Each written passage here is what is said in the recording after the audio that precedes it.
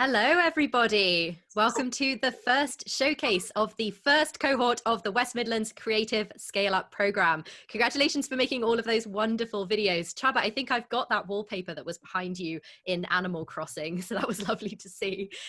So during this showcase, we are going to hear from the program lead, Fiona Latter. We have a couple more films to show you as well, and we've got a panel discussion plus Q&A with speakers from Creative England, Create Central, the Scaleup Institute, and Covatic. If you have questions for our wonderful panelists, you will be able to ask those by typing them into the Q&A box, which is at the bottom of the screen. It's got a little speech bubble, so if you click on those, you can type in your questions. You can also vote on other people's questions that you like the sound of, and that will move them up the list, so we'll know which ones people want to hear. My name is Jordan Erica Webber, and I am absolutely delighted to be your host today. I moved to this region more than a decade ago to study at the University of Warwick and basically never wanted to leave, so I stayed. I'm a writer and presenter for television, radio, and podcasts. You might have seen me on The Gadget Show on Channel 5, and my specialty is video games, so Leamington Spa is obviously the perfect place for me to live. If you happen to follow me on social media, or if you look at my Twitter or Instagram, I'm at Jerica Webber on both of those, you will also know that I'm a prolific baker. So I am so happy that we've got these goodie bags. Some of those involved in cohort 1 have been sent these wonderful macaroons from Miss Macaroon, which is based in Birmingham, which is absolutely glorious, and some fizz as well. I've got my strawberry and elderflower, so I'll be drinking that whenever I'm not speaking. If you're not one of the lucky ones who's received macaroons, I'm really sorry, but you can always tweet me and I will post a recipe so that you can try making your own, although wait until the weather is a little less humid before you give that a go. First of all, I'm going to hand over to Fiona Latter, but before I do that, I want to make sure you are all geared up to post on social media. So please use the hashtag WMScaleup. WMScaleup. Have you got that? If you haven't got it, if you look at my Twitter, I've been using the hashtag, so that's a good place to steal it from. And if you want to follow along on LinkedIn as well, just look for West Midlands Creative Scale-Up Program. Now, I'm going to hand over to the Creative Scale-Up Program lead, Fiona Latter. Thank you so much, Jordan, and hello everyone. Wonderful, I think, for us all to be here virtually.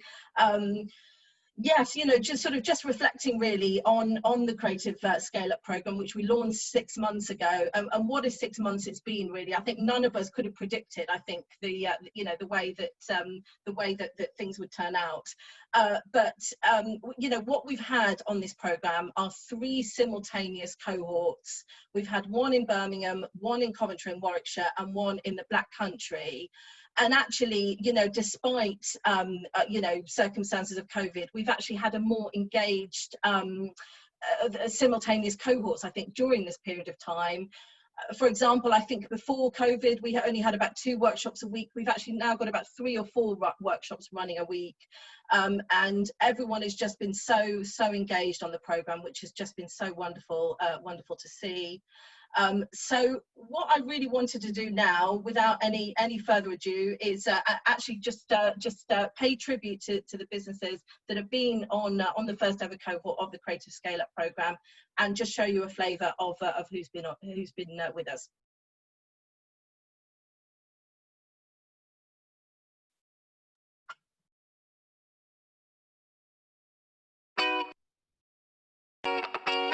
We're a creative company, but what we slightly lacking is like the business acumen. So the Scale-Up program has helped us with that. The program really came at a perfect time when we were looking to scale up the business and looking at how we grow over the next few years. What makes this program different is that it's not just another networking opportunity. It's full of expertise that you need if you want to take your business to the next level.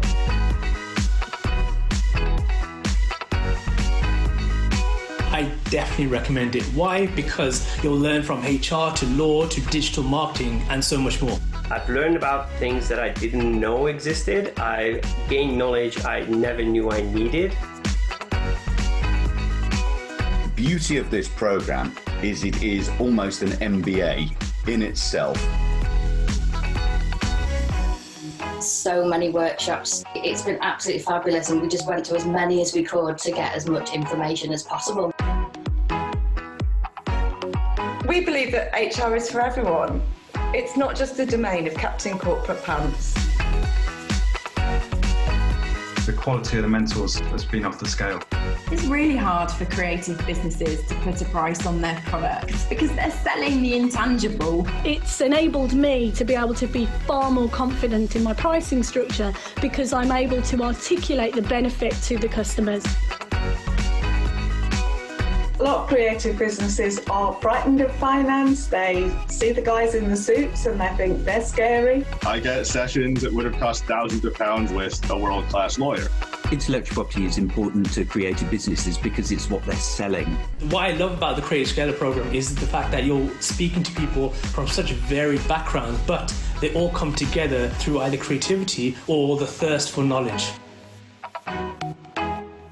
For us as a rurally based company, the access to people in Birmingham, Warwickshire and the Black Country was really helpful.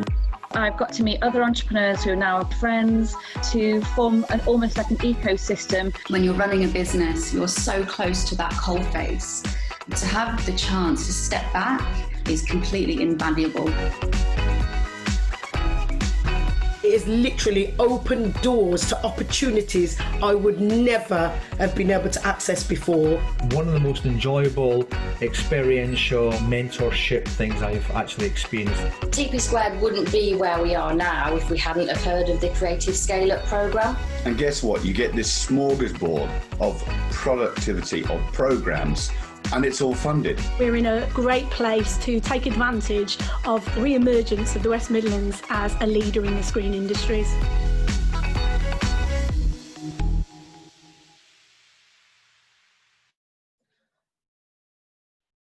Well, I hope you enjoyed that, everyone. And I think what's really clearly demonstrated from that video is exactly how agile creative industries are.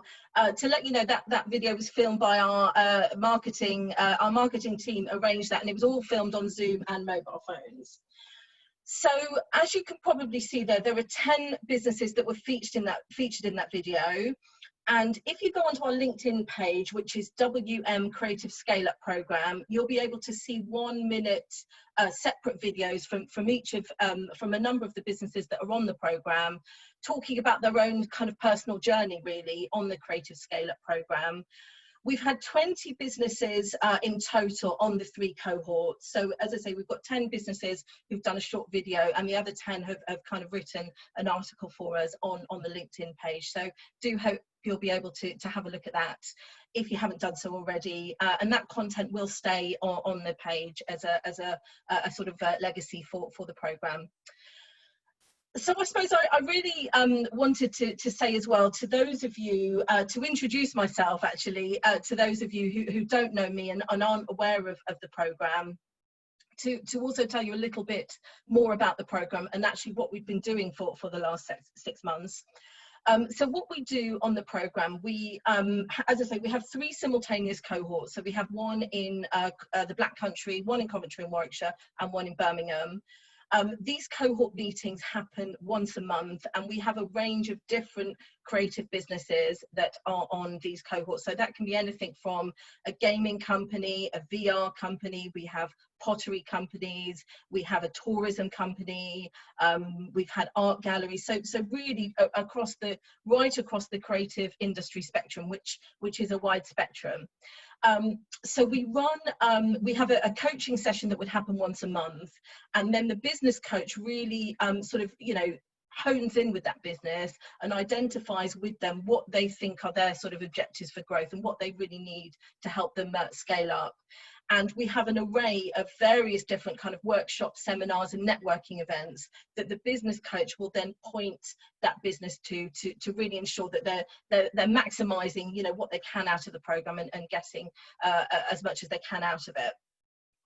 In addition to our workshops and seminars, we are also running investment events as well, and that's in conjunction with our partners at the Scaleup Institute and UK BAA. We're running some pitching events, so these are for businesses who are looking to pitch for investment at the end of their programme with us. And in fact, we've actually also run an online trade mission, which is something I don't think even DIT have managed to do yet. So we're ahead of the curve on that one. We ran a very successful virtual trade mission to Malta a few weeks ago, and we have plans to actually do one to Seattle next month as well. So what I really wanted to do today, really for everyone, is really just thank all of you who've been involved in this program. So that's everyone from the trainers, from the mentors, from the participants. We've had, you know, such a wide range of different people involved in the program.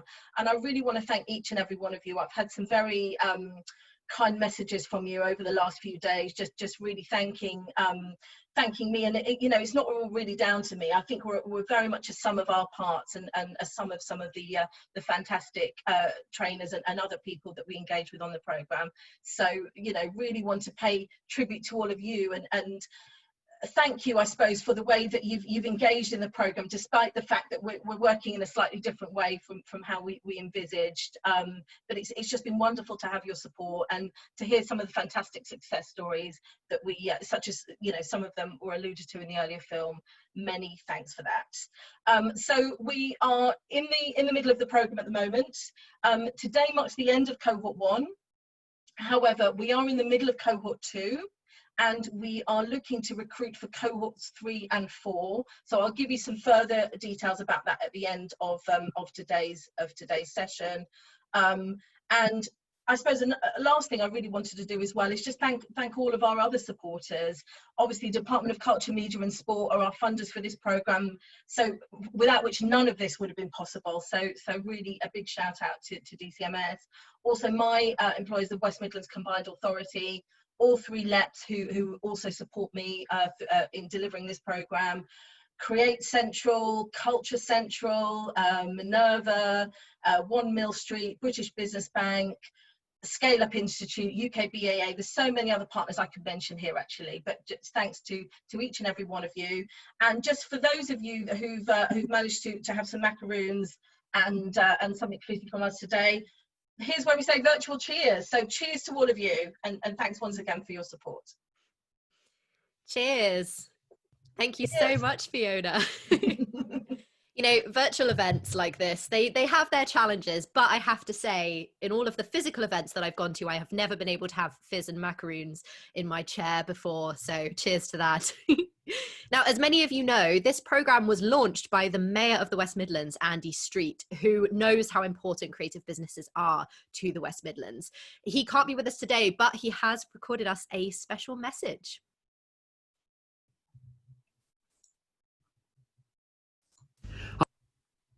Today for the showcase for the West Midlands Creative Scale Up programme. So, creative industry is so important to the West Midlands. Already 10,000 businesses in the creative sector across our region, contributing £4 billion to the economy and growing very fast, the fastest growth area indeed. And that's why we've set ourselves a target of having 100,000 people employed in this sector by 2030. The Creative Scale-Up programme, and I was there in Dudley when we launched this last year, just 3 areas in the country have this, supported by DCMS from the government, and we won the competition to be one of those areas. So that was great. And since we started, I have to say Fiona Latter and her team have done a brilliant job with you, the first cohort. So we got going and we've seen a whole programme of activities from mentoring, workshops, training in finance, HR, marketing, intellectual property, very important. So all sorts of training being done there. And of course it was great that in adversity, when COVID came, all of the work went online. And if we look across the region, we've got a great sort of balance across the region of members of this first cohort, 8 companies from the Black Country, 7 from Birmingham, Solihull, 5 from Coventry and Warwickshire. And it's been great to see some success of companies early on. If you think of TP Squared, company from Wombourne, close to Wolverhampton, they've had success in winning the right to produce the promotional material for the new Springfield campus for University of Wolverhampton.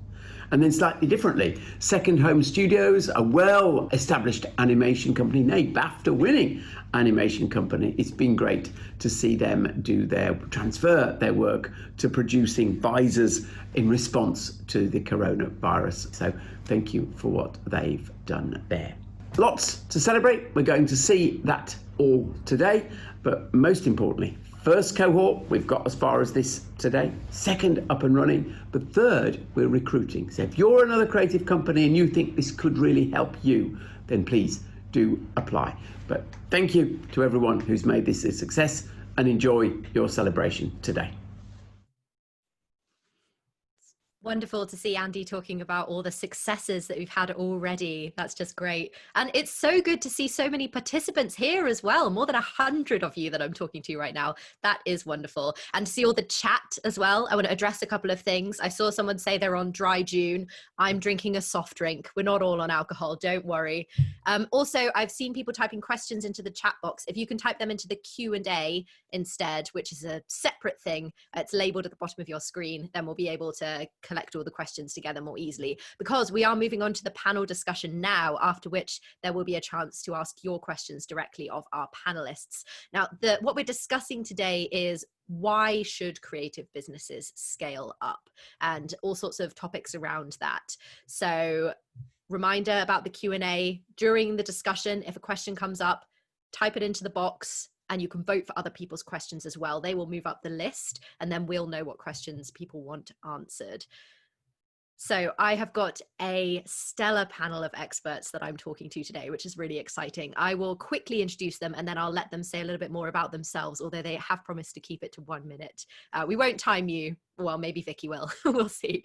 So first of all, we have Susie Norton, who is the director of Zana Creative and part of Create Central, which is the new creative content industry body for the Midlands. We also have Nick Pinks, CEO of Covatic, a WM scale-up success story. They explore mobile-based algorithms to bring smart personalization to apps, which is very, very cool. Medjabeen Patrick is here as well, the Chief Financial Officer at Creative England. They work with the national screen industries. And last but by no means least, we also have Irene Graham, OBE, who is Chief Exec of the Scaleup Institute. So going in that order, if you wanted to give a quick intro to yourself, just following on from what I've said there. Susie, what have I missed out? Hi, thank you, and thanks ever so much for inviting me. It's fantastic, and welcome to everyone. I see, as you say, nearly 120 people, which is brilliant. I've been lucky enough with my business. We work across the UK, but in the last year, I've been lucky enough to be working here in the West Midlands, initially helping to set up, and then have been asked to provide executive leadership for Create Central, which is the new industry body for the creative content sector. So basically anything you see on a screen, ranging from film, games, digital marketing. We've got quite a few of our members here today, Nick Pinks and Amrit Singh, Mark Hughes Webb, Natalie, I've seen, various others. So there's 28 in total. And in the last 6 months, they've been very busy coming up with an action plan for the sector. We've brought the public sector absolutely hand in hand with them. And we were lucky enough to be awarded £2 million of investment as our essentially startup funds. We're looking for more than that, much more. And we have just appointed an executive team who will be working with me and the board, and they will start on Monday. So we are ready to rock and roll, and working very closely with Fiona and the Scaleup programme to make sure the whole thing fits together very nicely. That's incredible. Congratulations on the investment. All right, and Nick, over to you. Hi everyone. Thank you very much for inviting me to be here today. It's a real pleasure to talk on this panel and be part of what's clearly a really, really exciting programme. It's awesome watching the videos, and some of those ideas really look fantastic. My background, I used to be in the BBC, and when I left the BBC, I started Covatic with a huge amount of help from Creative England and Mej. Who's an absolute hero, and Creative England are proper superstars to our industry. And really over the past 3 years, we've been growing and developing our business. About a year and a half ago, we moved it back to into the West Midlands and Birmingham. And I'm personally really excited about this. My wife is from Wolverhampton, and I grew up in Ludlow, and I see Carl's asked a question about is Ludlow on the map. I think it really is a brilliant place. So yeah, really very excited to be here and looking forward to the chat. Awesome. Medjabeen, people have already been talking about how wonderful you are, but do you want to tell us why? Thank you very much, Nick, and thank you very much for inviting me, everyone. It's so good to be here, and it's so good to see the Scaleup program up and running and doing an excellent job. We were sort of remotely involved with its development. I was seen when all the conversations were happening on how important it is to have a program like this and have it in the regions. And actually sitting here seeing the work you have done is just great and really, really encouraging. So really well done on that. I'm Medjabeen, as you said. I'm Chief Finance Officer and Investment Lead at Creative England. Creative England belongs to a group of companies. We have recently come together with Creative Industries Federation, and another organization within our group is Creative Growth Finance. So we are a group of companies that is really here to support creative businesses, whether it is through business support, through advocacy, through policy work, through membership work, or through investment. We are a national organization, and we work across the whole of the creative sector. And we really try to focus our energies in the regions as much as we can. That is our main mandate. And we are really to make connections with sort of for creative businesses with money, markets, sort of connections they need to grow and scale up. We work with a lot of you in various guises, with Irene, who has been a great sort of supporter and a guide to the work we've done in Creative England, and Susie in past, who's been connected with what Creative England, its predecessor, has done. And really, we're playing our part in supporting this amazing sector that has so much potential to grow and create jobs and create a really sort of good working condition and well-being for the community as a whole, and not just for the businesses who are involved. So really great to be here. Amazing. Thank you so much, Medjabeen. And finally, Irene. Hi everyone, great to be with you all today virtually, and well done Fiona for bringing all this together in the team. It says it's what it says on the tin really. The Scaleup Institute was formed in order for the UK to be better at growing businesses. We are third in the world at starting businesses. We're 13th in the world at scaling them up. So we came into existence around 5 years ago to really put a focus into what needs to happen at a local level in order to make sure that our businesses across sectors can scale up and really grow, not just domestically, but internationally. So we were involved right at the get-go of actually working with central government on why such a programme was needed for this sector, and also working with the regions on which ones would be most appropriate. And of course, the West Midlands has, as Andy said, such great ingredients locally. You've got a vibrant community of businesses, you've got a vibrant actually creative sector, and all the different components of it. And this was about how that one could do more as an ecosystem, which I know I heard one of the businesses say, in driving that scale up opportunity forward. So great to be with you today, and fantastic to see the businesses that you've just showcased, Fiona, in terms of what they've gained from the programme. Got to say, as someone who adopted the West Midlands as my home, it is so wonderful to see so many people talking so brightly about the region, and so many people putting in so much effort to help the region to grow. That's just incredible. I love it so much here. Okay, on to the discussion. So what we're talking about is, why should creative businesses scale up? So we're going to look at the areas that businesses should focus on and some of the issues they might face when scaling up. If you have questions, I can see we've got quite a few already. So remember to type those into the Q&A box and vote for the ones that you're interested in hearing the answers to as well. So my first question, I'm going to point to Nick. So Nick, you run a creative business which has been through a growth period of its own. So can you tell me what scale up means to you and what you would say are the benefits? I think it's a really good question. And I think every time, if you look on, if you look online and you go to any of the MBA sort of documentation, and you look at all of the, if you go through the investment fundraising process of seed, Series A, Series B, and you look at all the Sequoia documentation, you get a massive amount of buzzwords that actually, as far as I can work out, don't make an awful lot of sense and mean a huge amount.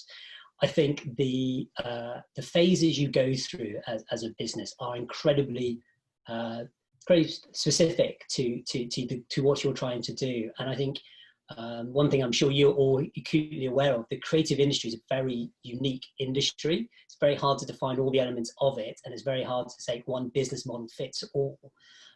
So if that's the case, then surely you can't turn around and say that what a Series A is fits all, what a growth stage is fits all. For us and for my business, I think it was all. I'm going to steal a line actually that Caroline said in her from TP Squared in her video at the beginning. And apologies for stealing this. She was saying, let's get the big girl pants and big boy pants together and push on. And I feel that for me is what the growth stage for Covatics has all been about. It's been some, gone through the coronavirus situations we've had as an industry. We've had certain ups and downs, and it's been a big piece. But for growth for us, it's about taking our product, which our instance is a technology product, but it could be an animation, it could be any part of the creative story process, and it's making it applicable to multiple clients, and it's successfully selling it, and it's successfully transferring, whether it's a transfer of IP, whether it's the commercialization of that, whether it's the growth of your team to enable that. But it's taking that stage from where you are. Everybody here is the subject matter expert of their product, their passion, their piece that's brought them to the story, that's brought them to the table, right? That they know, but it's communicating that to other people to buy it and to successfully deliver it and to do it again. One of our investors, when we very first started the business, was saying, look, fantastic idea, sell it twice, sell it again, and then talk to me again. And it's getting to that stage that I think as a business we've been really pushing to get to. I think that's what the growth bit for me looks like. And I want to be very honest about this. We're not through it yet. I don't believe creative industries are through it. I think businesses, you're going to have, we have growth spurts, we have great times, we have slow times, and I'm fortunate to say I think we're coming to a really interesting period for the company where we're hoping to double and triple in size in the next few months. But it's going to be it's about getting the big boy pants on it and driving even harder because it's never quite there. And I think that's very, very exciting. Good luck with that then, Nick. My next question is for Irene. Is investment strictly necessary, or can you scale up without it? Yeah, no, it's a very good question, and the answer to that is yes, you can scale up without it. I mean, the first thing, and picking up on Nick's point, is if you don't have a product that the consumer that you're selling to, whether that be another business or the man on the street wants, then investment isn't going to be forthcoming, and you won't have a product that actually you can commercialize and sell.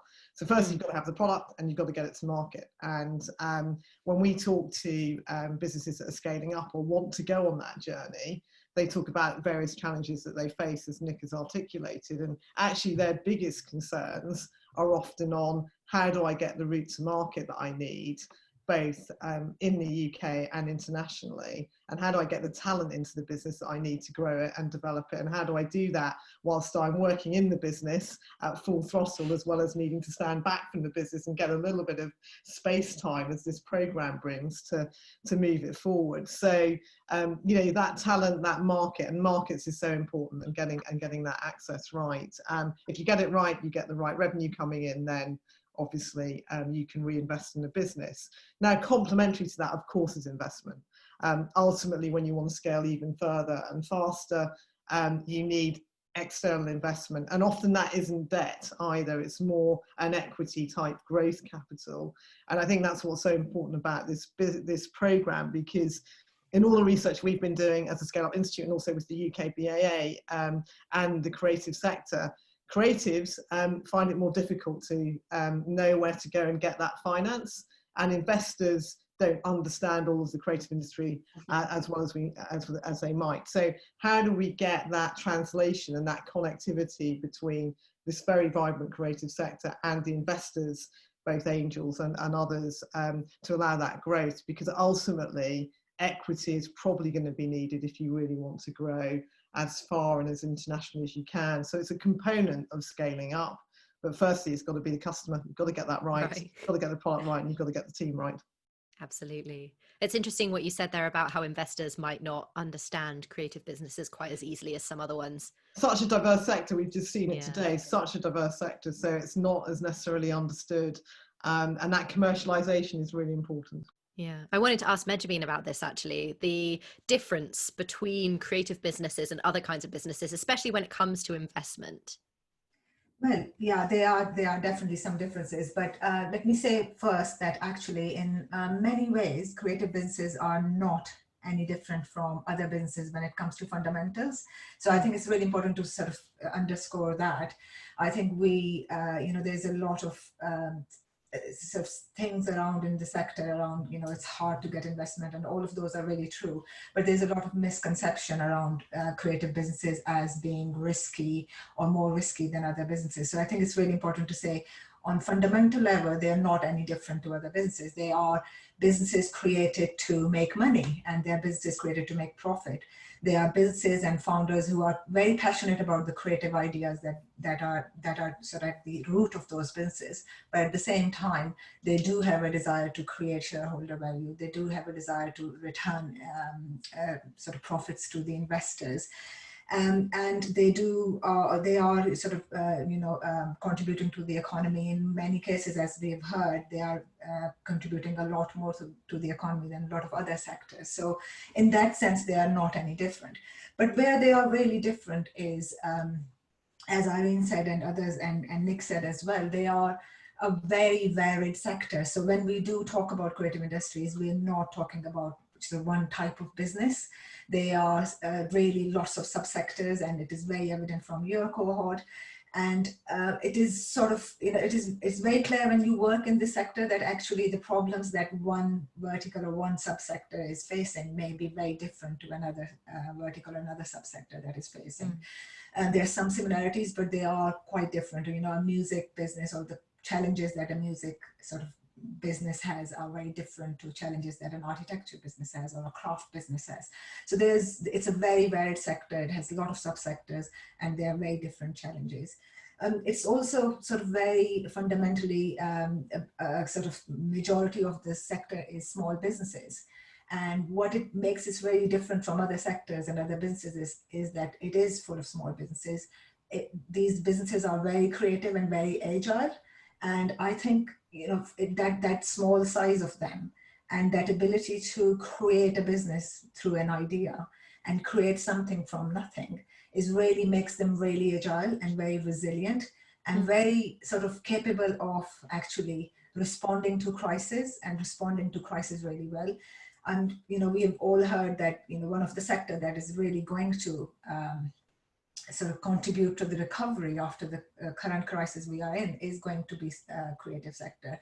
There's so much innovation, there's so much innovative thinking within these businesses that I'm sure they will be a key to coming out of the crisis and actually flourishing. Another area that they're really sort of different, I feel they are different, is is really around, they are businesses that they can create their own market. So it is all about ideas. It is all about things that don't actually exist at the moment. We didn't know, we needed a Game of Thrones to watch, or we didn't know the sort of artists or sort of music we'll be looking at, or whether it's architecture. So it is based on ideas, and creative businesses can create their own market as long as they create something that is absolutely good quality, is rooted in their passion, is rooted in their sort of own creativity. They can create their own market, and that really makes them sort of stand out from the rest of the businesses. And I will just want to very quickly touch on what Irene said. Another thing that is sort of on the other side of what makes them really different, and especially when it comes to investment, is that unlike some other sectors we've done some research, we have seen some research which says that their commercial capabilities are perhaps not as well developed as some other sectors, being small, being agile, being sort of dependent on ideas, and in most cases one-man band. They are not necessarily that commercial, capabilities are not developed. We did a research, and Irene would be very aware of that, with CIC, where we saw that creative businesses, 54% of creative businesses are thinking about business planning compared to 72% of other businesses. And only 40% businesses actually produce regular management accounts, and only around 38% businesses have business plans. So that's the other side of creative industries and creative businesses, where they are perhaps not as sort of effective and need to do more in bringing up their commercial capabilities and their business acumen, and from the opportunity and potential we have for the sector. Yeah, which is why a program like this is so great. A final question before I hand over to the audience for Susie. We've heard a lot about what creative businesses have to offer, but what about the other way around? What does the region have to offer for these creative businesses? Well, I think Mej kind of hit it on the head there around innovation, because that's the central thrust of Create Central's plans. It's all about building, why is the West Midlands best place to be putting those foundations for the future of media, and where media is going very rapidly. I last worked in the West Midlands around 10 years ago and worked with Mej and others around the table, and we were talking about it then. We were talking about where the industry is going, but nobody could predict what happened in the decade that followed at all.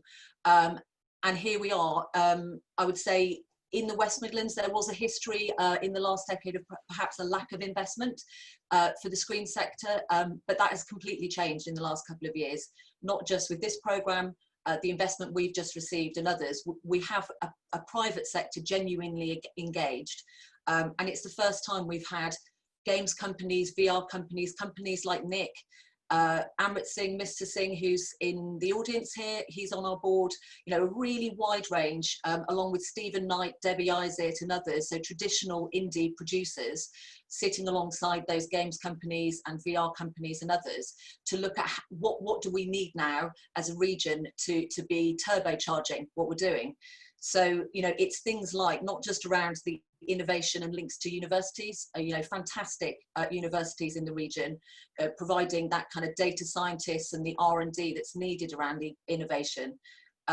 Infrastructure, I know it's not probably popular amongst lots of people, but HS2 is going to make a big difference. But digital infrastructure as well, the fact that we have the first £150 million region-wide 5G testbed in this region, with 3 accelerator incubators sites opening across the region, is going to be really important for this sector. We also have the eyes of the world coming to the West Midlands next year and the year after, 2 huge cultural events with Coventry City of Culture, Commonwealth Games. Audiences of billions, literally billions, looking at content and creativity coming from the region. So we, with Create Central, we will be announcing very soon a fantastic partnership along those lines. Can't say too much, but looking at an immersive storytelling prototype and working with the traditional indie sector to develop new business models and new ways of working for a commercial prototype that we can then exploit and showcase to those fantastic audiences coming to the region. So there's tons of stuff happening, and investment as well. Obviously we've got the Scaleup programme. Creative England still have their production fund here. And as I say, we have a team now joining in the next couple of weeks, and our number one job, we've got 2 million. We want 50 million, a huge investment package. We're working very closely with the Mayor and with our public sector partners around economic recovery. We sit and represent the sector in the economic recovery group for the region. So we are absolutely fighting the corner for that level of investment into businesses so that we can quickly help them to recover and thrive post-COVID. So yeah, lots going on. And we're really, it's so fantastic seeing all the questions popping up, and that showcase at the beginning was just really inspiring to see the kind of level of talent that we've got across the region. Incredible. We'll all have to make sure we're ready in the next couple of years for all those billions of eyes. We have a question from the audience now, which is from Kevin. Kevin, are you ready to ask your question? I was born ready, John. Born ready. So my question would be to Mej. Atmosphere are on the cusp of an investment deal. We just signed the paperwork and sent it back yesterday, as it's says. From Creative England, when you invest in a business, what levels of investment are we talking, and does that bring support as well? Great. Thanks, Kevin. Thanks for that question. I really wanted to actually plug in the stuff we do for creative businesses and some of the sort of follow-on stuff they can benefit from coming out of this program. So thanks for that question. In Creative England, we have a range of sort of support and investment that we can offer. On the sort of top level, we have a venture debt fund that we are running in partnership with Triodos Bank, and that venture debt fund is a national fund, but focusing on really the companies in the regions. And that is debt of up to $500,000 for businesses who are in sort of who have some market traction and are in some kind of revenue position. They don't necessarily need to be profitable, but they need to show that they have market traction and they are pre-revenue and they've been trading for a year or so. We have recently tweaked it to sort of really take into account the COVID crisis and its impact on those businesses, but that is a fund available for creative businesses across the country. We also have a small grant fund for screen-based creative companies. It's a BFI-backed grant fund, which is for new ideas. And any existing business or a new business that are looking to develop new ideas and are looking for that sort of not necessarily R&D, but initial funding that to take that idea to the next stage. So that is available as well. It's funding of up to 25,000. That is there. As Susie said, we have a film production fund as well, production money available for companies within the West Midlands regions, for anybody who's interested in funding for film or high-end television, that is available.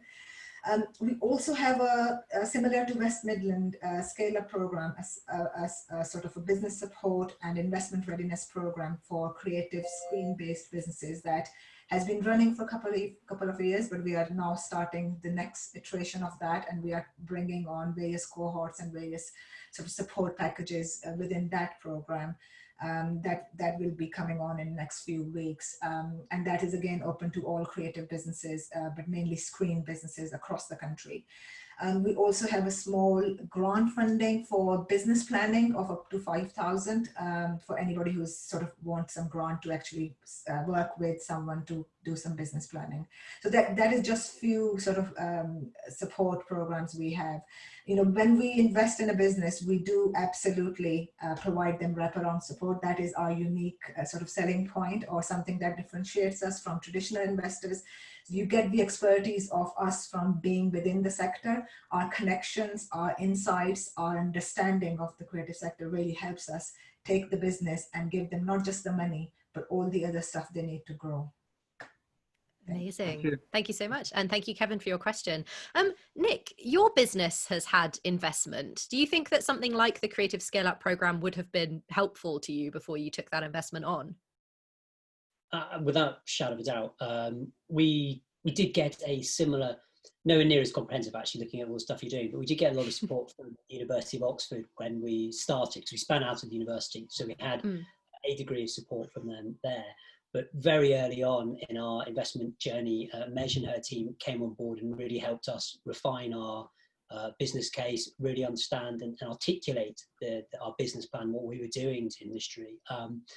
I think it's really, really important that programs like this exist and help people get ready for the investment process, because as Mej was saying, you know, at the end of the day, you have to be a business that's going to make money. So you've got to present yourself as a business that's going to make money, because you're asking people to give you money. And in that space, there are some very fundamental pieces that all businesses need to clearly articulate. You need to be able to stand behind your numbers. It's that old adage of, if you've seen Dragon's Den, and you know, I've worked on Dragon's Den and been in behind the scenes when that's happened. And the questions, okay, granted, they're entirely dramatized for TV, but they are still valid. You know, you need to know your numbers. You need to understand how your plan's going to work. And programs like this, you know, helping with, you know, be it HR, be it your recruitment strategy, all of those sorts of things, you have to articulate. And I think that we wouldn't have got where we were without the support we got from programs similar to this. The fact this is all together and it looks like it, you know, it's a combined package and it's a journey that takes you from beginning to end, is brilliant, and it can only help. So I think, yeah, we would have been completely on board in this early days. Awesome. Another question from the audience now, and good to see that you're all still typing them into the Q&A box as well. This next question is from, I hope she is wearing her big girl pants. It's Carolyn from TP Squared. Hi, good afternoon. Yes, we're definitely wearing our big girl and big boy pants, ready to start scaling up our business. So yeah, question really, how big should we be thinking? You know, is the world really our oyster? And that's for Irene. Yeah, Caroline, I think at this stage in time, the world is your oyster. I think the global environment is and looking abroad and not just sort of traditional markets of maybe quite often UK businesses have started in Europe or the US. I think the opportunities further afield in Asia and Africa as well are growing. And I think, you know, it's very particularly important. I'm, you know, great, Fiona, that you've done the first trade mission to Malta. You're looking at the States. But I think, Carolyn, what we'd like to see, we see some really good scale-up international programs in London, run by the Mayor, in Manchester, Greater Manchester, run by the Mayor there. And so I'm going to throw the challenge to Andy Street and Fiona and the team now. I'd really like to see the Scaleup international programme in the West Midlands that mirrors the learnings from what's come from London, Manchester, and indeed this programme, Fiona. But I think that could be at a bigger scale, and that's something we're certainly supportive of. And Carolyn, it's so important it is, you know, targeted at sectors that are growing in the region like yours, the creative sector, and that we properly harness our resources around you to help you on that journey, and how locally and the Department of Trade and Innovate UK can support that. So it's a real opportunity, and the online environment and the technology now makes it ever easier. And I know Susie wants to get in with a comment there, so I'll stop there. And Susie, I was just going to kind of support that with the funding that Create Central secured. Part of that is around communications and content, but it's not about promoting Create Central, it's about promoting the region internationally. So we have a whole strand that we're going to be delivering, and quickly. The first task is to be commissioning a We're Open for Business campaign, but it's about how do we position the region on the global stage and the businesses within the region. So we will be tapping into all of your networks and into all of your businesses to basically get the message out there in a branded, fully kind of full campaign across all various platforms that we will be doing as soon as we've got the team in place. So that's kind of goes hand in hand, I guess, with Fiona, any work that you'd be doing around an international scale up, how we can kind of promote the two together. Good, big plans for the future, and a lot of love for the region in the chat. I'm just seeing all these wonderful messages. It's really, really nice to see. We have another question from the audience now, which is from Tonya Daly Campbell. Tonya, are you there? Hi, can you hear me? Yes, we can. Oh, what a gorgeous picture. Nice to see you guys. It's wonderful to be part of this scale up. Absolutely wonderful. Yeah, I'm the joint CEO of Themis Creative Limited. We're a very brand new, diverse TV and film theatre production company. And I'm just really excited just to be part of this whole journey.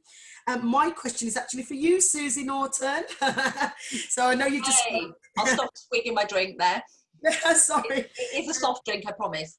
Well, I have been drinking the rosemary. So anyway, my question is just to ask you, what would your advice be to businesses, creative businesses in the region, you know, within the current climate? So have you got any special golden nuggets? I would say in the current climate, the biggest single piece of advice I would give any creative business, particularly in the screen industry, is to be as flexible as possible. Keep your mind open around the opportunities that are landing, particularly how you can collaborate with other businesses in the region. So if you don't have the in-house expertise around diversifying your business model to do some online streaming or innovate in different ways around immersive storytelling and things like that, then I'm absolutely certain there will be other businesses that would love to collaborate with the kind of stuff you're doing, for example. And it's just seeing where the industry is going and being able to to respond quite rapidly to funding opportunities that will be coming. So the government is all around economic recovery now. Money will start to flow, and it's being flexible and quick enough to grab those opportunities. And I guess a lot of the learning that you will have had from being part of this cohort will put you in good stead to do that. But that would be my big advice, is collaborate and be flexible and keep an open mind. Amazing. Thank you so much for that. And that is actually perfect, because that's exactly what I'm doing. Brilliant. Well, there you go. Awesome. Good to hear it, Tonya. And thank you for your question. And thank you, Susie, for answering. I've got one more question from me, and then we'll move to the Q&A that has been typed in the box, which my question is very quickly. So cohort 1 has just finished this program, and they're all obviously keen to keep growing. If each of our panelists could give them one quick tip, what would it be? Irene, should we start with you? I think as a group, you've become your own like peer network. So I think working with each other and keeping that connection and making sure you do take the time out to think about the strategy of the business and where it's heading. So if this program has told you one thing, take that time out and do make time to connect with this wonderful peer network you've now got to help you brainstorm some of the issues you might still face in that growth journey. So that's my and how about you, Nick? I'll cop out partly to say I completely agree with Irene. I think that's definitely really, really important to do. I think I would add to that I certainly from my point, don't forget where you've come from either. You know, you've worked incredibly hard to get here, and you've done it with passion and gusto. So you know, you've done it because that's where you wanted to get to in the business, and you believe in it. And I have been through so many investment pitches and discussions, and to be honest, 99% of them have not been successful, and that's fine. That's totally okay. Just remember why you're trying to get there, because you'll find the people and the partners who want to work with you, and you'll love it. And it talks to Susie's point about flexibility. We have no idea what tomorrow is going to bring, and everything is changing around us at such a rate. So as long as you remain really flexible, you've got the ability to look back on where you've come from and what you're doing, and you can get your strategy sorted. I mean, yeah, stand aside fine, because you guys are going to be ruling the world. So you know, no big challenge there at all, but enjoy it. Awesome. How about you, Susie? What do you think? I'm going to talk about well-being, actually, because you know the world is you're always to a certain extent. There's you know, we are living in you know, times that none of us could have believed we'd be living in right now. There's all sorts of stuff happening that is obviously causing stress and anxiety globally, and people are feeling almost like the kind of, we've got to keep up with you know, we've got to keep ahead of everything, and particularly from a business point of view. And I guess, and also because the working environment in terms of online working, I think it's really easy as a business leader to burn out, to get mental health issues, to feel stressed. And it's about pacing yourselves and being mindful not just of your own, but your colleagues' well-being, and kind of keeping it fun and trying to keep it, there's some joy in all of this, as well as the stress of trying to keep ahead of the curve. So that would be my top tip.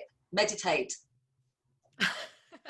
And Medjaveen, finally, what's your top tip? Yes, hi Jordan. You would not be surprised to know that I'm agreeing with Irene, Nick, and Susie, and I think because what they said is the most important thing. I think for me, I think for all the entrepreneurs listening in, for them to always remember why you are actually working hard to scale your business, or to build a business, or to start a business in this sector. In these testing times, the opportunities might seem rare, and we might feel sort of, you know, defeat, sometimes feel like giving up. But we know that the innovation and the resilience of the creative entrepreneurs and the creative sector will, you know, generate new ideas. We will see creative businesses popping all around us. We'll see creative ideas popping all around us. So we will see talented individuals actually leading this sort of drive out of this crisis. And I actually never forget that you are that talented individual, and never forget that you are that breed of creatives who are going to be at the forefront of this recovery.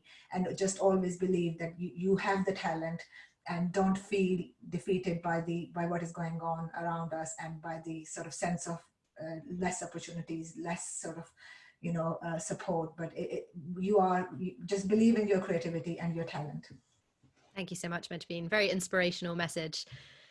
Okay, so we're going to move on to the Q&A that the questions people have been typing into the box now. We've got actually loads of questions. I'm not sure if we'll have time to get through them all, but I'll keep going, and then I'm sure someone will privately message me to stop when it gets to a point where we've had too many. But we'll start with this question from Carl, which got typed in way back at the start.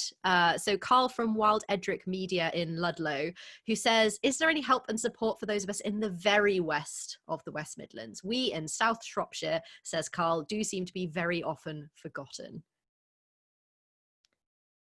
Does anyone have any thoughts on that? Majbeen, you're nodding. Jordan, can I answer that? Of course you can. Yes. So yes, there absolutely is. As I was saying earlier, we have delivered national programs in past, and we're restarting a national program again, which is for any business from across the whole of England, and especially focusing on these regions. So absolutely, we have a business support program, we have investor readiness program, and grants. So please ask them to get in touch. If they fit any of those, we'll be very, very happy to help them. And just to echo that, Jordan, as well, please do keep in touch with me, Carl, as well, because I'd love to find out more about your business and see how we can help you on the program as well.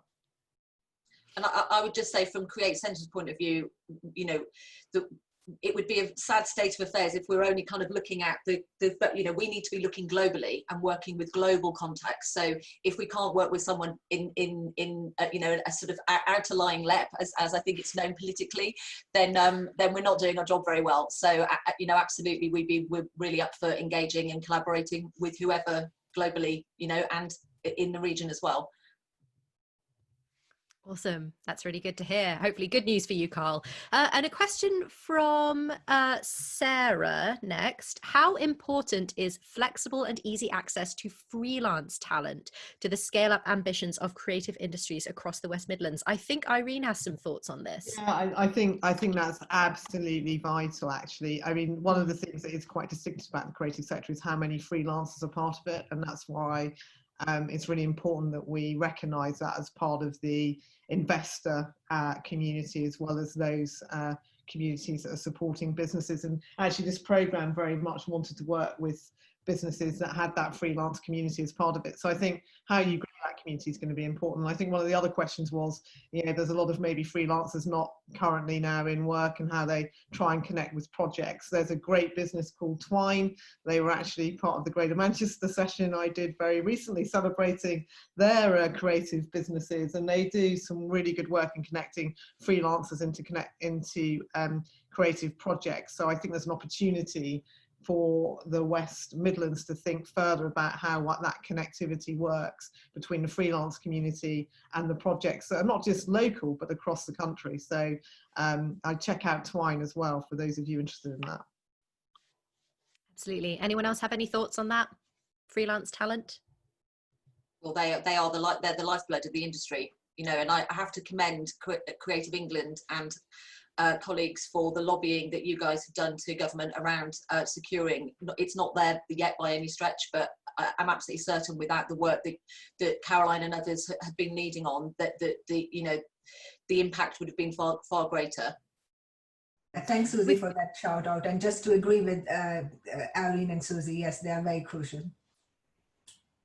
Excellent. We've got another question about freelancers here as well from Mark Hughes Webb, and I'm interested to hear this one answered as a freelancer in the region. Are there any initiatives to create a formal scale-up collective for freelancers and self-employed in the region? So Mark says, not everyone is going to have the appetite to employ people and grow a business at the moment, especially with the heightened risks of a pending recession. And there may well be more people considering self-employment if made redundant, for instance, who might want to collaborate with others locally. What do we think? Great idea. Susie thinks it's a good idea. I agree. Agreeing with Susie, I think that's a great idea. And I say we haven't sort of thought in that way, but actually there's no reason why can't we think of doing something on a very small scale to start with, because of course it's all sort of dependent on funding and resources. But within our business support program, we could absolutely look at a section which looks at freelancers. So I will take that idea away and I'll get working on that.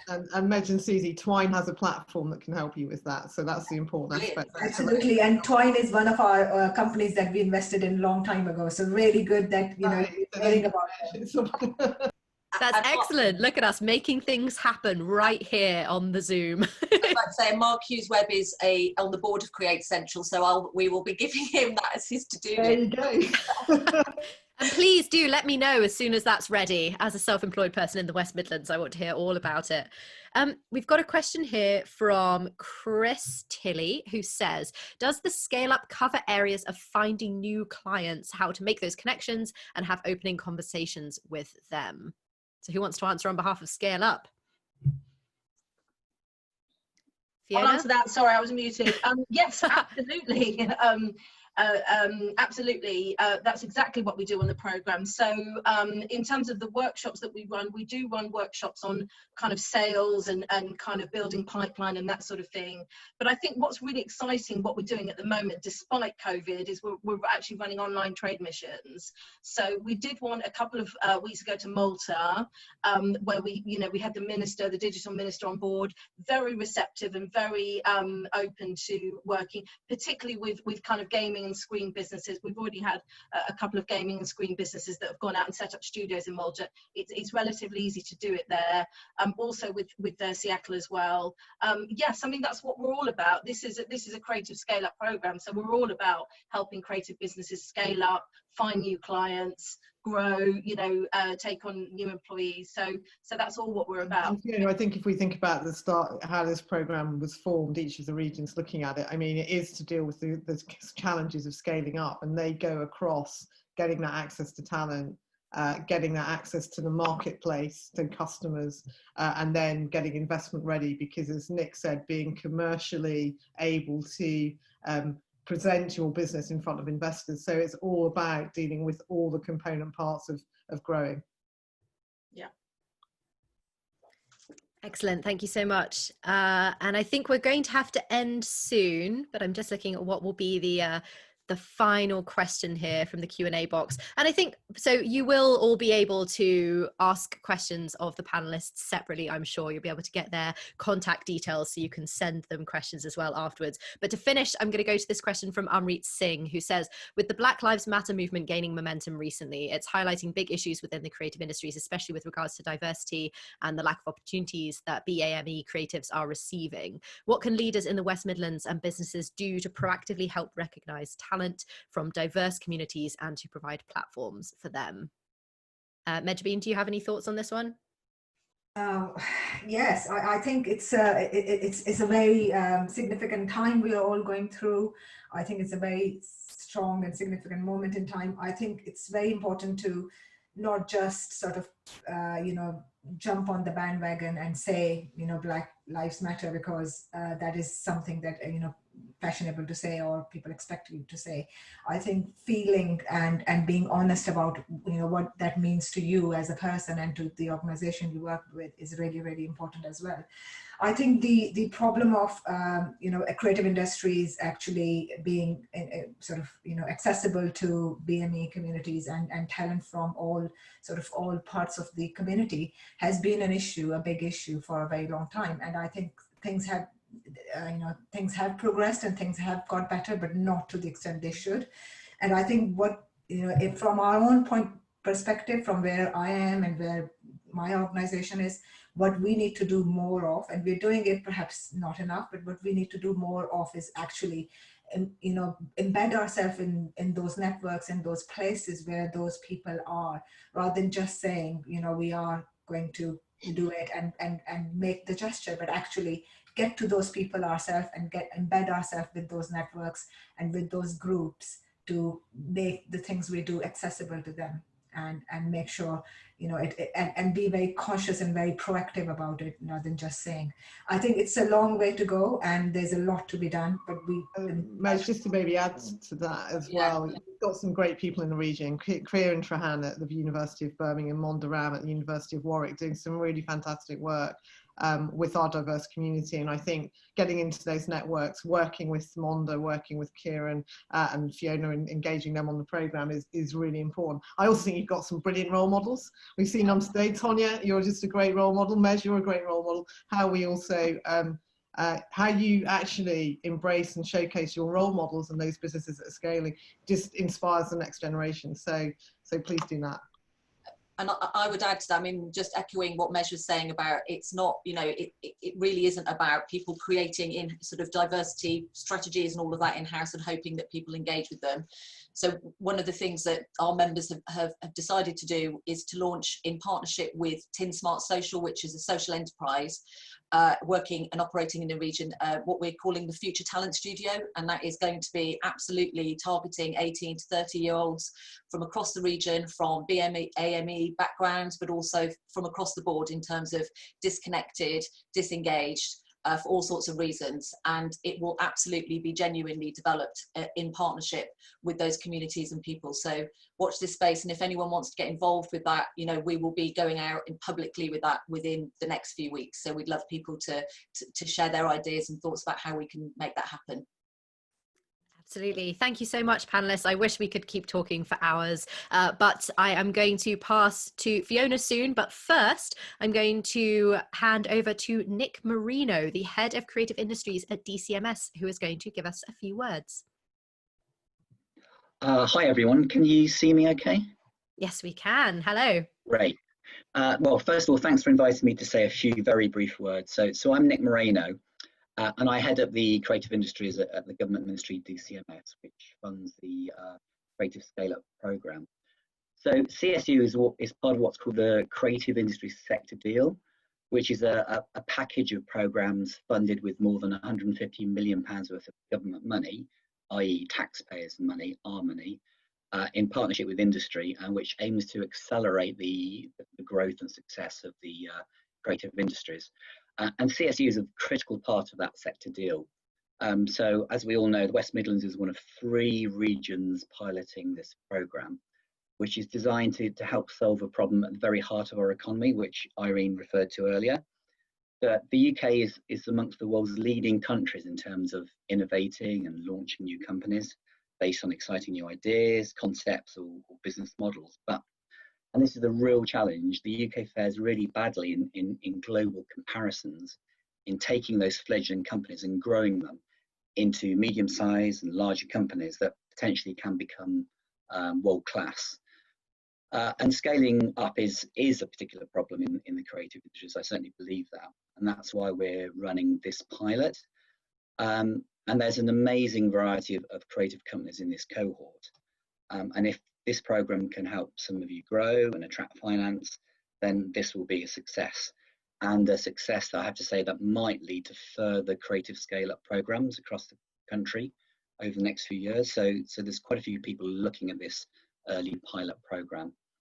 And growing each of these companies on the cohort really matters, I'd say, because it matters most importantly of all to the visionary founders and employees in each of these companies, who each and every day, I'd say, battle a myriad of challenges and problems as they seek to survive, frankly, let's face it at the moment, and grow, and particularly in such challenging times as we're facing today. I kind of know this only too well because I launched and grew a publishing company a few years ago, and I'd love to have benefited from the range of expertise that this program currently provides. Unfortunately, I missed it. But it also matters as well from the view of the UK as a whole, I'd say, because the creative industries contribute so much economically, culturally, and socially to the well-being of our country. So the creative industries were worth a staggering £112 billion to our economy in 2018. And that contribution has grown twice as fast as the rest of the economy since 2010. In total, the creative industries are bigger than the UK life sciences, aerospace and automotive sectors combined. employment also grew 3 times the pace of the rest of the economy over that same period, and now accounts, or it did account, for more than 2 million jobs in 2018. And they're exporters as well, contributing 12% of all UK services sold overseas, which again is twice their share of the economy. So economically speaking, the creative industries punch far above their weight, and they're also enablers, I think, for the wider economy. So creative skills and services such as software, architecture, design, advertising, to name a few, allow businesses from aerospace to construction to improve and differentiate their products, which boosts long-term productivity in the UK. And we all know we need to increase the UK's productivity on a global scale. But I think really importantly as well, that the creative industries contribute to levelling up, which is a horrible phrase, I know, across our nations and regions in terms of local growth and society. There are around 50 clusters of creative businesses around the country, including, of course, the Games Cluster in Leamington Spa, to name one very close to home. But I have to say that almost half of all creative businesses are still concentrated in the capital and the southeast. And as somebody born in the West Midlands but exiled in London, I can unapologetically say that we need to change that as fast as we can, really. And culturally as well, subsectors such as film, music, fashion, games, publishing enrich our lives, both through consumption and production, while high levels of active public participation in areas such as music or crafts and gaming are also key. And critically, some of these subsectors provide content made in it and reflecting the experiences of people and communities across the UK, including the West Midlands, which overseas providers would otherwise tend to undersupply. So, and that content really projects the UK brand and our values around the world, and is a strength that underpins our second place, actually, ranking in what's called the Portland Soft Power Index of 2019. So at both the macro level and in terms of the companies on this pilot, the Creative Scale-Up program really matters. So I'll end it there, but I just want to end up by saying a huge thanks to Fiona Latter, who is just brilliant, I have to say, and the fabulous team here in the West Midlands, from everyone at the Combined Authority to all the mentors and providers of advice and expertise to this cohort. And most importantly of all, I want to say thank you to all the companies participating in this program. I'd say your ingenuity and passion is vital to the future of us all. And frankly, I'm in awe on everything of everything that you're doing. So I wish you all the very best success. Thank you. Thank you so much, Nick. Some big numbers there. Good to have that context for why we all do this. Finally, I'm going to hand over to Fiona again for some closing words. Well, thank you so much, Nick, for your kind words there. And you know, many thanks to you and the team at DCMS that have really supported us in what we've been doing here in the West Midlands as well.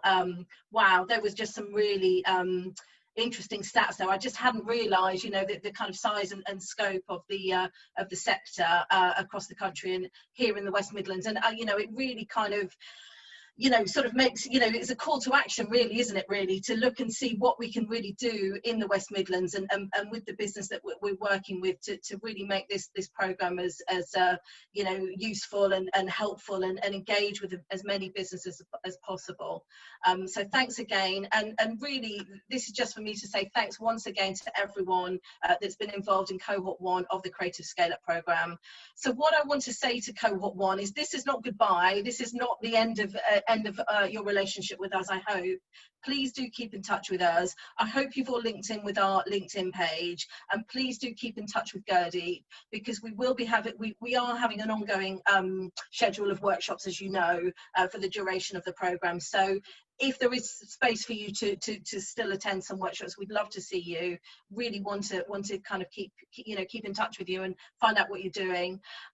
So cohort 2 is underway, and as I mentioned earlier, we're currently recruiting at the moment for cohort 3 and 4. So my details are just here. I think they've just come up on the screen. So if you like what you've heard today and you're a creative business and you're wondering whether this program could be the program for you, please do get in touch touch with me on, that's my email address there.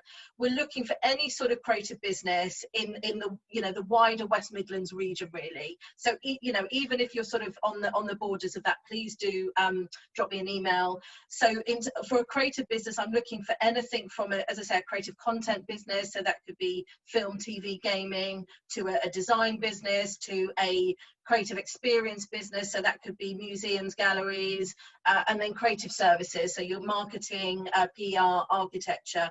So all of that spectrum are businesses that we're interested in engaging with on the programme.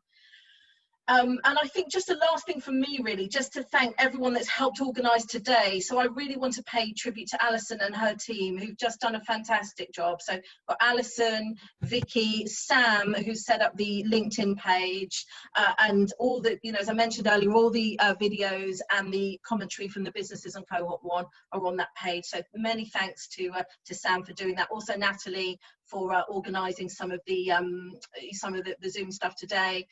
And then finally, Gurdeep, thank you so much to Gurdeep, who keeps us all, you know, running a very tight ship, really, with all of the workshops and all of the schedule. You know, we've got a very busy schedule of workshops, and in fact, it's got even busier during COVID. I think some weeks we can have 3 or 4 events coming up. So really want to pay tribute to Gurdeep and thank her for the work that she's done on that. Just to say, we're an open door, so please do get in touch if there's anything that you think, you know, we could do on the Creative Scale-Up program that you haven't heard today, or you've got some ideas about. I also want to have a look at some of the questions, by the way, that we didn't answer today. I just had a quick look at the one. There's one from Jeff there about looking at how we can work with more young people in the creative sector.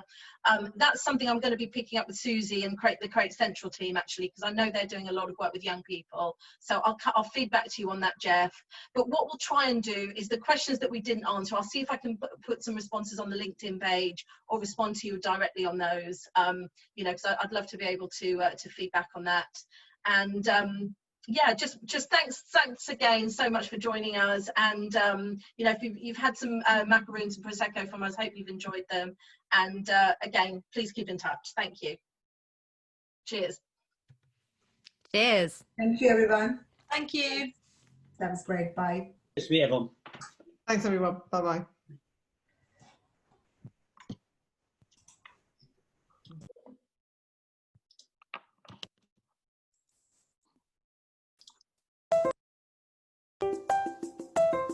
Hello, I'm Kevin Blair, Atmos VR, and we build and create virtual reality experiences, whether you want to use them for branding or marketing. There's a couple of things I've taken away from this program. When you go to a cohort meeting, there's 8 to 10 other businesses in the room with you, and you look around their faces and they're exactly the same as you. You think you're alone, you're going through the struggles, and then you speak to somebody else and they're going through exactly the same stuff. The second bit, how flexible and how malleable the program has been as well. Obviously we went into this COVID-19 issue. Immediately the whole program swapped over to Zoom meetings. These guys really know what they're talking about. And it has been a shining light and exactly what creatives need. It's free to us as the end user. I never thought for 1 minute it would be free, but you'd pay a fortune for something like this. This program has been invaluable to me. 100% recommendation from my side. It's been one of the most enjoyable, experiential mentorship things I've actually experienced. It's well worth it, and you'd be a fool not to try it.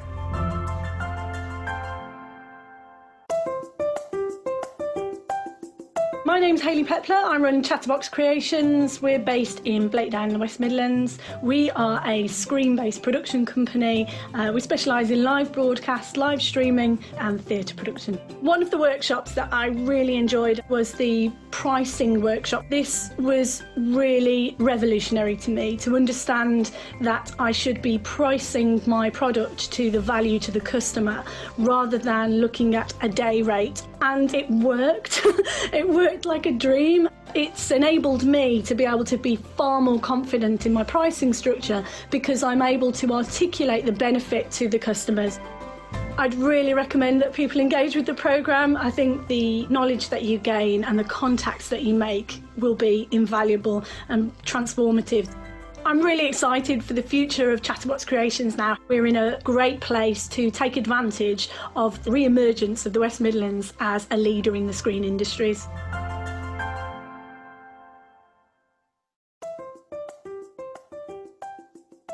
I'm Luke Richards, Creative Director of Black Cat Entertainment, a games development company based in Leamington Spa. We run an outreach program with 50 people on it, individuals who traditionally haven't had the chance to enter this industry. The Scaleup program has taught me how to think like a businessman. I didn't know regional investment was a thing. I didn't know what angel investment was because I don't come from the kind of background where you would hear about such things. I would have had no chance of joining the Scaleup program if it wasn't fully funded. I get sessions that would have cost thousands of pounds. I get one-on-ones with a world-class lawyer. The main thing it's taught me is that my outreach initiative, which I thought was a fun, quirky way to help people into the industry, it has real business potential because it can benefit the region and can benefit the industry. So the future certainly feels bright for Black Cat.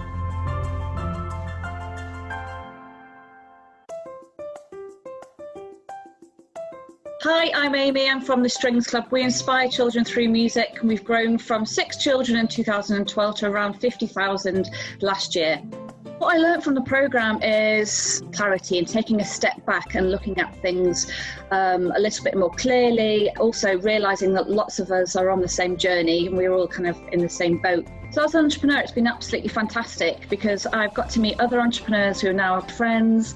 We even have a WhatsApp group as well for our cohort. And it's just been really great to have that support and also to form almost like an ecosystem between all of us. I think this is exactly what Birmingham's been waiting for a long time, and I think it really will have a huge impact on the creative industries in Birmingham.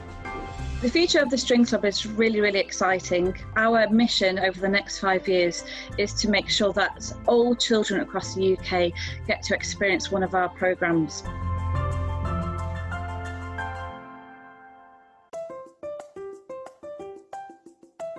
I'm Tom Threadgill, Director of Shuttlefish Creative. We're a creative design marketing agency looking after companies across the UK, predominantly the care sector. What makes this programme different is that it's not just another networking opportunity. It's full of expertise, full of knowledgeable people and mentors that you need if you want to take your business to the next level. And the help on offer is incredible, from mentoring to workshops to the ability to network. For us as a rurally based company, the access to people in Birmingham, Warwickshire and the Black Country was really helpful, and we've made so many good contacts already, some of whom we've actually started working with. As a small business, taking time out of the day for training is difficult to justify, but knowing that it's fully funded is a huge bonus. What the Scaleup has given me is the tools and skills to be able to look to the long term, plan for it better, and has opened our eyes to new markets and how we might be able to operate in those markets.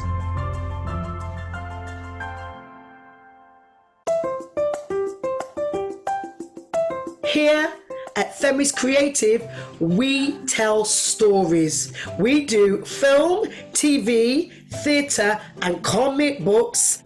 We're a creative company, but what we slightly lack in is like the business acumen, which is, looking at bid writing, contracts, tenders. Those things are a bit scary. So the Scaleup program has helped us with that. Our main project is called Lucid the Dreamwalker. It's about a young boy who finds out he has supernatural powers, and he's based in Birmingham, and he's young, and he's black. Lucid is currently a comic book, and we're also looking to develop into a TV series. Through this program, it has literally opened doors to opportunities I would never have been able to access before. The future is so exciting. We have managed to secure a meeting with investors.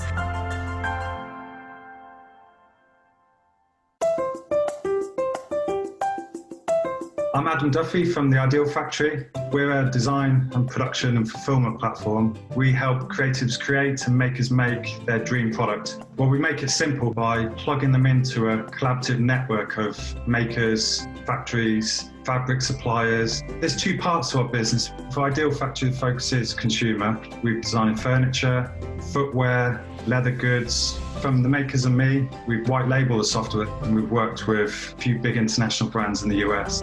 The program really appealed to me because the quality of the mentors has been off the scale. One of the key things I've learned was to adopt a mindset where you step out of your business and you're actually looking down on it and focusing on what you need to do. The program's been a godsend.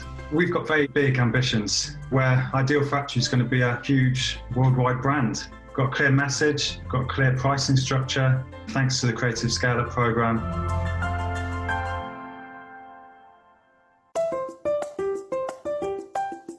So we're TP Squared, and we're a design, print and digital studio in Wombourne, just outside of Wolverhampton. July last year, we rocked up to work, found administrators on the doorstep, and we were all made redundant. At that point, we decided to put on our big girl and big boy pants, and TP Squared was born. The programme involved so much, so many workshops, so many experts. I can't believe how much you got for free. For us, we really wanted to feel more confident out in the field, so going to workshops that help to stand up and be confident in front of clients, it's been absolutely fabulous. TP Squared wouldn't be where we are now if we hadn't have heard of the Creative Scaleup programme. We're now really positive about the future. We've got all the tools in our bag. We know what we're doing, we've got years of experience, and now we believe that.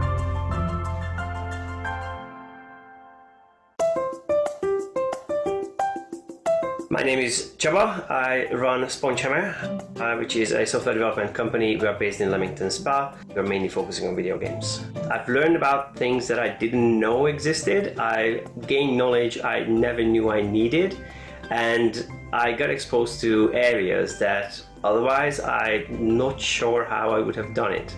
The best bit for me was the legal sessions. They are really challenging, but the trainer made it really engaging. It helps me to write contracts and get into the difficult negotiations around those. As a result of the program, we have implemented a number of new processes. We've changed the way we communicate, and we got serious about growing the business. Spongehammer is small at the moment, but with the help of the Scale-Up program, we are looking to grow big.